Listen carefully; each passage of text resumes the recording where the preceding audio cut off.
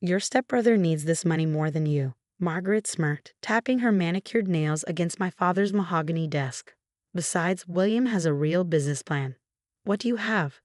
Just a job. I sat across from her in my father's study, the same room where he used to read me bedtime stories. Now, at 32, I was listening to my stepmother justify why she had emptied my inheritance account, the money my biological mother had left for me. I see, I said, keeping my voice steady despite the heat rising in my chest. And how exactly did you access that account? It was in my name. Margaret's smirk faltered slightly. Your father added me as a custodian years ago. For emergencies, she waved a dismissive hand. William's startup is going to revolutionize the tech industry. He needs capital more than you need a safety net. I thought about the notification I'd received that morning, $2.8 million transferred out of my inheritance, money my mother had saved from her career as a surgeon before cancer took her when I was 12. Dad remarried Margaret 2 years later, bringing 14-year-old William into our lives. Does Dad know about this transfer? I asked, already knowing the answer. He trusts my judgment, Margaret said smoothly, but her eyes flickered away. William has been working on this project for years. It's time someone believed in him. Someone like my father, who was conveniently unreachable in Europe. I stood, smoothing my blazer. Thanks for letting me know. Margaret blinked. That's it? No argument. What's there to argue? The money's already gone. I reached the door, then paused. Just one question. What venture capital firms has William pitched to? He doesn't need to, she said proudly. With this seed money, he can bootstrap the whole thing himself. I nodded, fighting a smile. Good luck with that. As I drove away from my childhood home, I pulled out my phone and made 3 calls. First to my lawyer, James Chen. Second to my bank's fraud department. Third to my assistant at Summit Ventures. Maya, I said when she answered, clear my schedule for next quarter's pitch meetings. I have a feeling something interesting is about to cross our desk. That evening, I reviewed the documents James sent over. Margaret's access to my account had been granted 5 years ago, when my father was in the hospital for heart surgery, a temporary measure, one that should have been revoked once he recovered. It hadn't been. My phone buzzed, a text from William. Thanks for being cool about everything. This means a lot. I left it unanswered. Instead, I opened my laptop and started digging. William's LinkedIn listed him as CEO and founder of Tech Vault Solutions, but the page was suspiciously vague. His Instagram, full of photos from tech conferences, always posing, never presenting. Classic William, all show, no substance. The next morning, over coffee, James leaned back in his chair. We have a solid fraud case. The problem is, going after Margaret means going after your father too. I stirred my espresso. What if we wait? James frowned. Wait for what? William has to pitch investors eventually. Even $2.8 million won't last long in tech development. I set down my cup. What if we let them make the first mistake? James' expression shifted. You think he'll come to Summit? If he's serious, he'll have to. And as managing partner, I personally review all pitches. James chuckled. That's cold. What if he goes elsewhere? I slid my phone across the table, an email listing every VC firm in a city that had already rejected William's pitch over the last year. He's been trying for months, I said. Summit is probably his last hope before he burns through the stolen money. For the next few weeks, I watched from a distance as William set up his company. He rented expensive office space, hired fresh out-of-college developers, and hyped his revolutionary blockchain solution on social media. Margaret called twice, likely to gloat. I let her go to voicemail. Then 3 months later, Maya buzzed my office. Ms. Ward, your 2 o'clock pitch meeting is here. Tech Vault Solutions. I straightened my mother's Cartier watch on my wrist. Send them in. William entered with the confidence of someone who thought they were about to change their life. Focused on his tablet, he started talking before he even looked up. Thank you for taking this meeting. I know Summit Ventures is selective, but I think you'll find our blockchain solution to be. He stopped mid-sentence. The color drained from his face. Hello, William, I said smoothly. Please tell me more about this blockchain solution. His fingers tightened around his tablet. His 2 young developers shifted awkwardly, sensing tension they didn't understand. Alex, I didn't know you worked here. Managing partner, actually. I gestured to the chairs. Sit. You came to pitch, didn't you? Trapped, he sat. What followed was the longest hour of William's life. His pitch was exactly what I expected. Buzzwords, empty promises, no actual strategy. His developers tried to add technical details, but William kept talking over them, growing more desperate with each question I asked. I let him sweat. Then finally, I held up a hand. Thank you. Maya will show you out. We'll be in touch. The developers left. William hesitated. Alex, we should talk. About what? The pitch. Or the $2.8 million you stole. He bristled. That money is being put to good use. I glanced at the city skyline.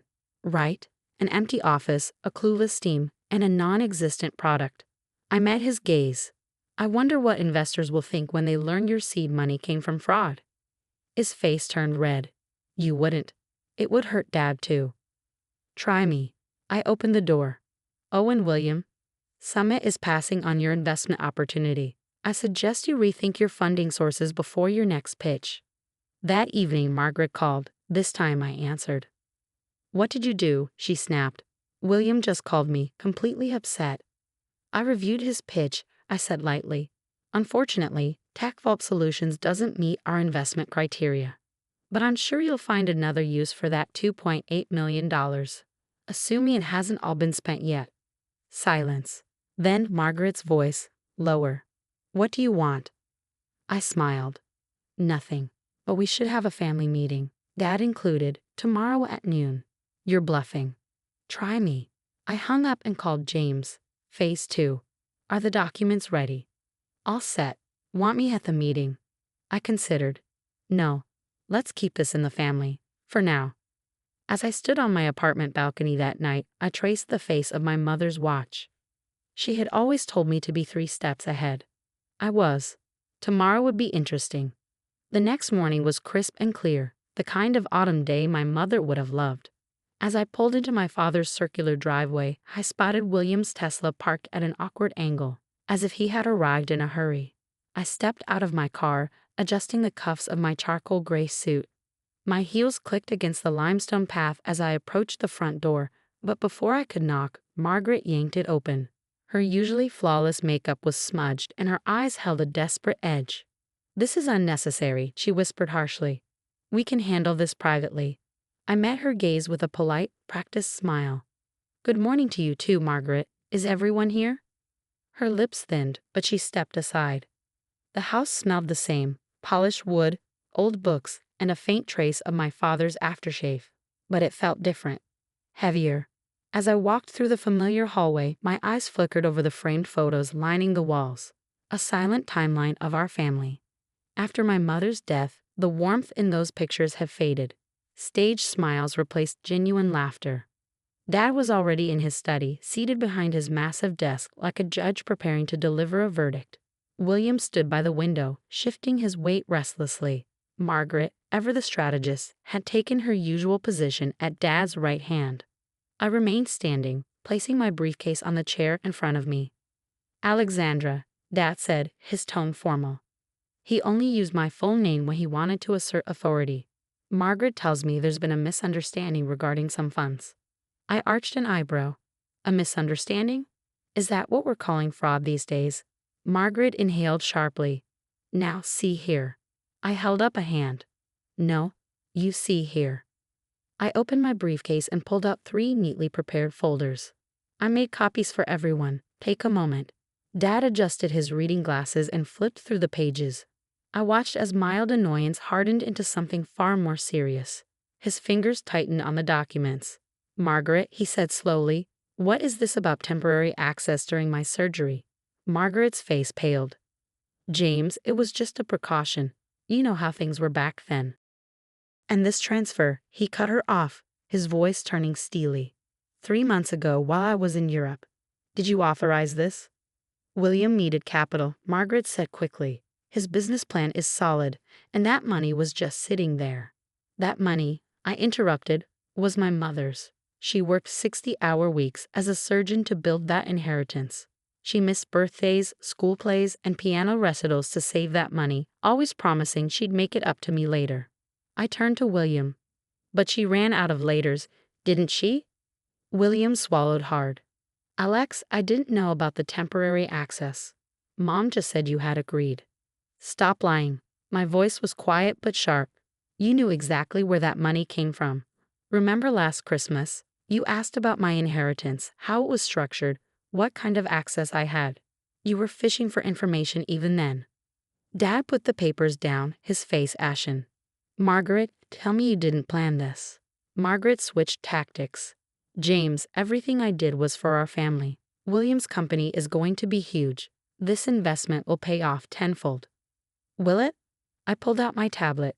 Let's review yesterday's pitch meeting.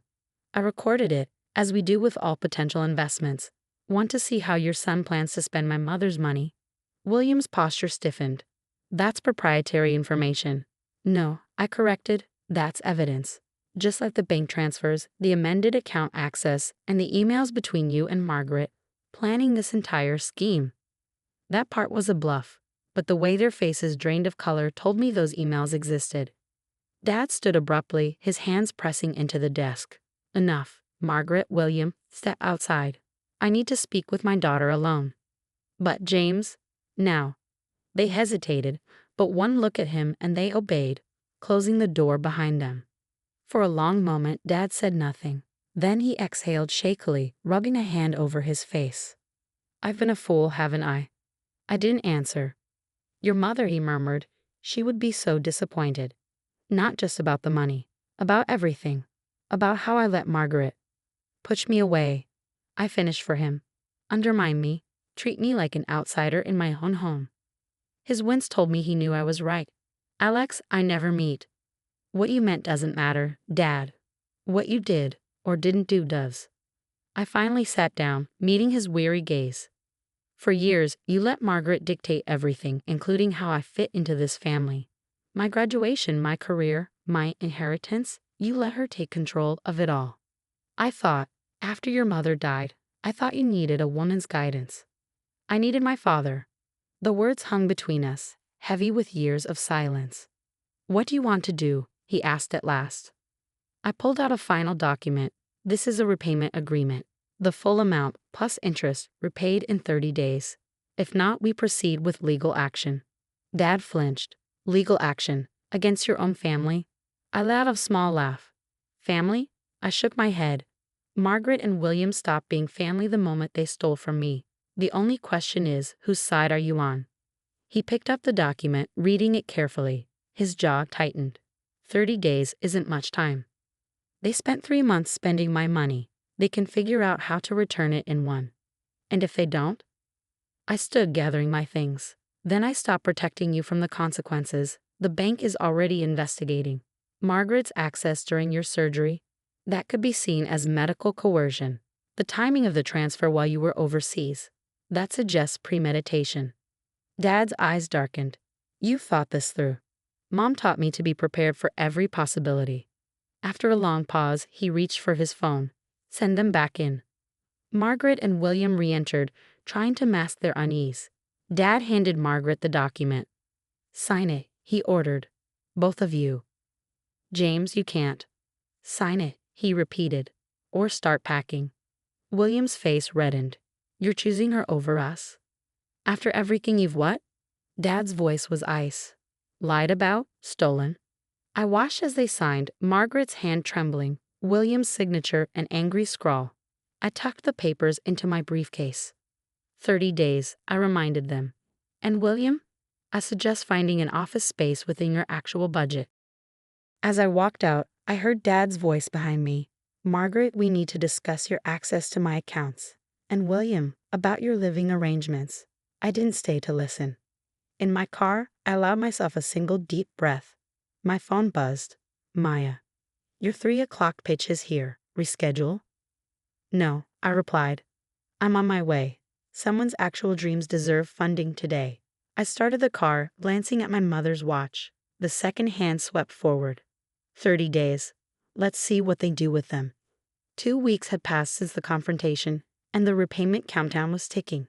I sat in my Summit Ventures office, reviewing the latest updates from my bank's fraud investigation team. Margaret and William had managed to scrape together about $800,000, most of it from liquidating William's overpriced office lease and selling his Tesla, a drop in the bucket compared to what they owed. Maya buzzed my intercom. "Ms. Ward, your father is here. No appointment." I glanced at my mother's watch. 2:15 p.m. gave me 5 minutes, then sent him in. I spent those 5 minutes centering myself. I hadn't spoken to Dad since that day. He left voicemails, each one more apologetic than the last, but I hadn't returned a single call. When he finally walked in, I barely recognized him. The commanding presence I'd grown up with had faded. He looked smaller somehow, his silver hair unkempt, his usual crisp suit replaced with slacks and a sweater. He hovered near the door, as if unsure whether he belonged. "Alexandra," he said, "do you have a moment?" I gestured to the chair across from me. "What can I do for you, Dad?" He sat down heavily, placing a worn leather portfolio on his lap. "I've been cleaning. Found some things in the attic I thought you should have." He opened the portfolio, pulling out old drawings, report cards, and photographs. On top was a crayon drawing from 2nd grade, a stick figure in surgical scrubs, labeled "Mommy Fixing Hearts." "Your mother kept everything," he said softly. "After she died, Margaret suggested packing it all away, said it would help us move forward." He shook his head. I should have known better. I picked up the drawing, remembering how proud Mom had been when I gave it to her. She'd hung it in her office at the hospital until— "Why are you showing me this now?" I asked, my voice steady. "Because I owe you an apology, many apologies." He pulled out a small notebook, its pages filled with my mother's handwriting. "I found this too. It's her journal from her last few months." My heart clenched. "She wrote about you constantly," he continued. "Her hopes, her fears, her plans for your future." He placed the journal on my desk, but didn't let go. "She knew things might change after she was gone. That's why she structured your inheritance the way she did." "To protect me," I said. "No," he corrected. "To empower you. She wrote that she wanted you to have the freedom to build your own life, without needing anyone's permission, not even mine." I exhaled slowly. "Then why did you let Margaret touch the account?" His grip on the journal tightened. "Because I was weak. After my surgery, I felt vulnerable. Margaret presented herself as the solution, and I let her take control. It was easier than making decisions." "And William?" His face hardened. "Margaret and William are moving out. I've given them until the end of the month." That caught me off guard. "You don't have to." "Yes, I do." His voice was firm. "This isn't just about the money anymore. It's about trust. Margaret admitted everything after you left. How they planned it for months. How they used my surgery and my business trips to time the transfers." He looked down at his hands. "I let it happen. I thought about the remaining $2 million still unpaid, and the rest of the money. Margaret's selling her real jewelry, not just the costume pieces she flaunts. And William, well, he's trying to salvage what's left of his company, but his developers are leaving in droves." I allowed myself a small smile. I might have had my lawyer send them a few key details about potential legal liabilities. Dad sighed. "Alexandra, I know I have no right to ask this, but would you consider giving them more time?" "No." "Alex." "The deadline stands." I met his gaze. "They spent 3 months draining my account and 2 weeks scrambling to fix it. That's more time than they deserved. Actions have consequences. That's something you taught me, remember?" He nodded slowly. "You sound just like your mother." "Good." I picked up the journal, running my fingers over the worn cover. "Is there anything else?" He stood up, straightening his sweater. "Just one thing. Would you have dinner with me next week? Just us." His voice softened. "There's a lot I need to say." I hesitated. "Dinner would be fine. But Dad, no more excuses. No more enabling. If we're rebuilding this relationship, it starts with the truth." He nodded. "I understand." Then, after a pause, your mother would be proud of how you handled this. Not just standing up for yourself, but how precise you were." After he left, I opened the journal with trembling hands. My mother's handwriting filled the pages, medical notes interwoven with personal reflections. I flipped toward the end. "My dearest Alexandra, by the time you read this, you'll be grown, making your own way in the world. I set this money aside not as a safety net, but as a foundation for your dreams. Whatever path you choose, remember, Success isn't just about reaching your goals. It's about maintaining your integrity along the way. Don't let anyone make you feel small. Don't let anyone take what's rightfully yours. And most importantly, don't let anyone else define your worth. You are my greatest achievement, my brightest legacy. Be bold. Be brave. Be yourself. All my love. Mom. I wiped away a tear before I even realized it had fallen. Maya's voice crackled over the intercom. Ms. Ward, your next appointment is here. Should I reschedule? I straightened my jacket. No, send them in. And Maya? Yes. Clear my schedule next Wednesday. I have dinner plans. Of course. Oh, and that report you asked for. TechVault Solutions assets. What about it? They're liquidating. William's trying to sell the remaining office furniture on Facebook Marketplace. I smirked. Send a copy to Margaret, just so she knows we're watching. As I prepared for my next meeting, I glanced at my mother's watch. 15 days left. Something told me Margaret and William would need every single one of them. But that wasn't my problem. I had real business to attend to, real entrepreneurs to support, and a dinner with my father to prepare for. Mom was right. Success isn't just about reaching your goals. It's about keeping your integrity along the way. And I intended to do both. The deadline arrived on a crisp November morning. I sat in my Summit Ventures office, reviewing the final tally with James. Over the past 2 weeks, Margaret and William had scrambled to recover what they could, their desperation growing by the day. So, James said, scanning his notes, we received the last wire transfer this morning. Between Margaret's jewelry sales and William's. What was it again? Emergency cryptocurrency liquidation. I supplied, suppressing a smirk. Right, he tapped his pen against the folder. That brings us to $2.75 million. They're still short about $50,000, not counting interest. I glanced at my mother's watch, the same one I'd worn through every major moment of this ordeal. 11 o'clock a.m. They're coming here? James asked. I nodded. They came to me when they wanted money. They can come to me now to face the consequences. At exactly 11, Maya's voice buzzed over the intercom. Ms. Ward, your stepmother and stepbrother are here. Send them in. Margaret entered first, her usual designer polish dulled. William followed, his former startup CEO arrogance stripped away, replaced by something almost like humility. They looked like people who had finally grasped just how badly they had lost. Sit, I instructed, my tone leaving no room for argument. James leaned against the corner of the office, observing. Margaret placed an envelope on my desk. We've brought the final payment, well, most of it. If we could just have a little more time. The deadline was clear. I interrupted. 30 days. Today is day 30. William exhaled sharply, frustration bleeding into his voice. We sold everything. I'm living in a studio apartment. My company is dead. What more do you want? I tilted my head. What I want is irrelevant. What matters is what you owe, not just the money, but the trust you shattered, the family bonds you broke because you thought you could take what wasn't yours. Margaret leaned forward. We said we were sorry. What more can we do? I opened my desk drawer and pulled out 3 documents. You have options, I said, sliding the first one forward. Option 1. You sign over Margaret's remaining jewelry collection, including the pieces you stashed at your sister's house. And we call it even. Their stunned expressions confirmed that my private investigator had been worth every penny. Option 2.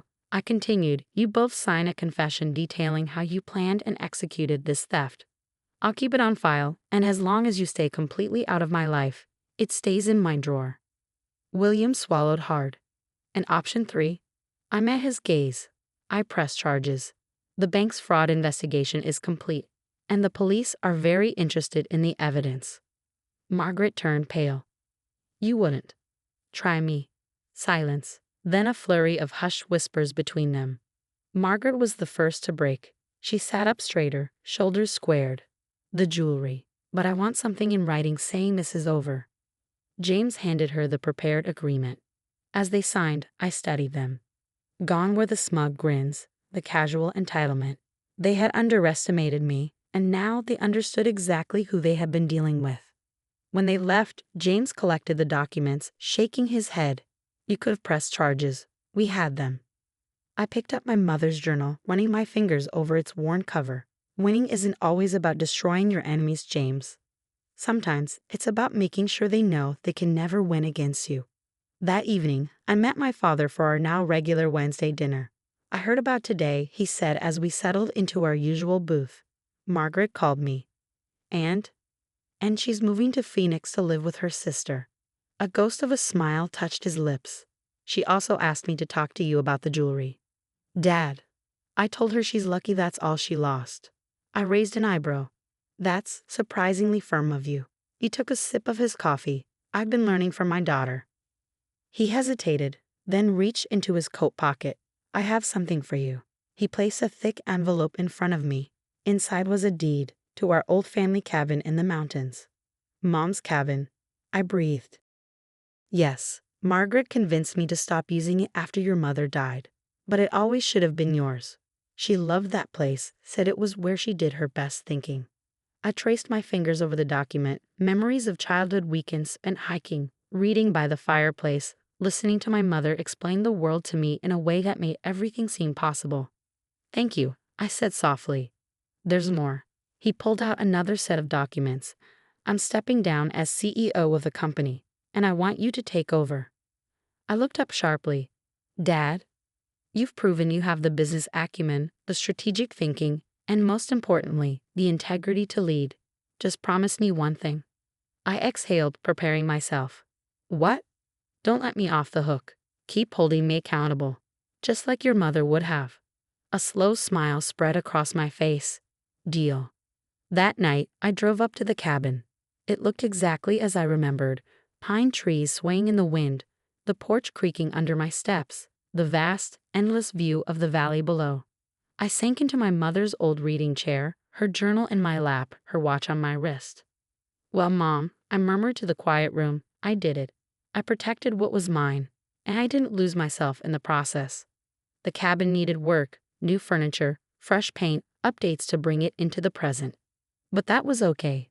I had time. I had resources. And most importantly, I had a clear vision of what I wanted to build. Just like my mother had taught me. The next morning, I had Maya clear my schedule for the weekend. I had a cabin to renovate, a company to prepare for, and a future to shape on my terms. As I drove back to the city, my phone buzzed with a text from Dad. Dad, breakfast tomorrow?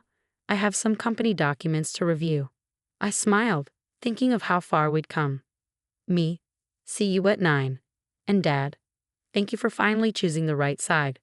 The sun rose over the mountains, casting golden light through the trees. Somewhere I knew my mother was smiling. Her daughter hadn't just survived, she had won. And this was only the beginning.